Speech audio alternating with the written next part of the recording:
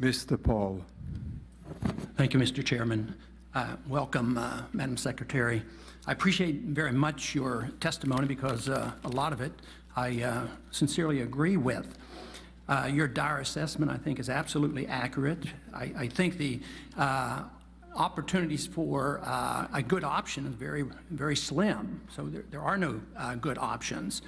And I was very pleased to hear your position that we should be willing to talk to the Iranians and have a little bit of diplomacy. And that, to me, is also very important. I'm also concerned not only about the current events, but how we get ourselves into these predicaments. We're in a hole, and it seems like we keep digging a bigger hole for ourselves. And this is the reason I think some of our problems started as far back as 1998 with the Iraq Liberation Act, where the policy became regime change. And of course, between 98 and 03, I spoke out quite a few times in trying to get the Congress and the people not to endorse a military effort to have regime change. And to me, it seems like we should concentrate on that. And one thing that we could do is look to the Constitution that we not get ourselves involved in wars that aren't declared. I mean, we do this constantly, Korea, Vietnam, and the Persian Gulf. So I think someday we have to reassess that.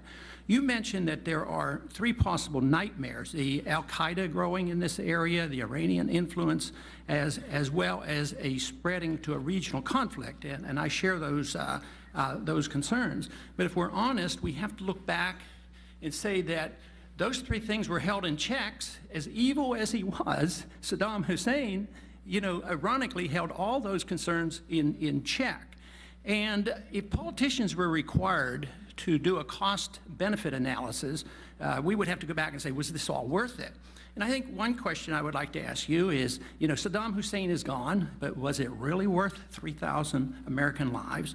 And the other question I would like to ask you is, in your assessment, what do you think the odds are of our country, this administration, our current policy, leading to a military attack on Iran? I think that what my position, as I said earlier, was on Iraq, and I did have the job for 8 years, first at the United Nations and then as Secretary of State, following up on the Gulf War, of making sure that various resolutions were fulfilled at the United Nations. So Iraq was kind of something that I did every day. I do think that Saddam Hussein was dreadful, and I'm glad he's gone. But I think that he was not an imminent threat to the United States. I personally did believe there were weapons of mass destruction there by deduction, because the inspectors had not been able to account for all the weapons when they left in 1998. But I did not think they were a threat to us. They had no delivery system. We also had them within a tight strategic box, and we bombed regularly in the no-fly zones. And somebody mentioned that President Bush had been able to get the inspectors back in. I thought that was a great diplomatic victory, and a lot of it was based on the fact that there was a sense, a unity in Congress to support the President on providing a diplomatic solution to Iraq, and I think he should have taken them up on that.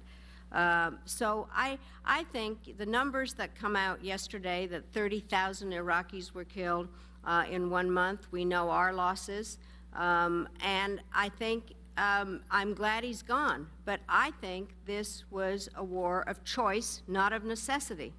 And I have written in this book that Congressman Lantos mentioned, I think Iraq is going to go down in history as the greatest disaster in American foreign policy, which means that it's worse than Vietnam, not in terms of the number of Americans who've died or Vietnamese versus Iraqis who have died, but in terms of its long-term consequences, which we have been talking about here. Do you think there's much of a chance that there's going to be a strike against Iran? I don't know that, which is why I am suggesting that you all have oversight hearings about it. I think there are various signs that are, to me, questions. That's why I decided at the end to pose these questions. I don't know.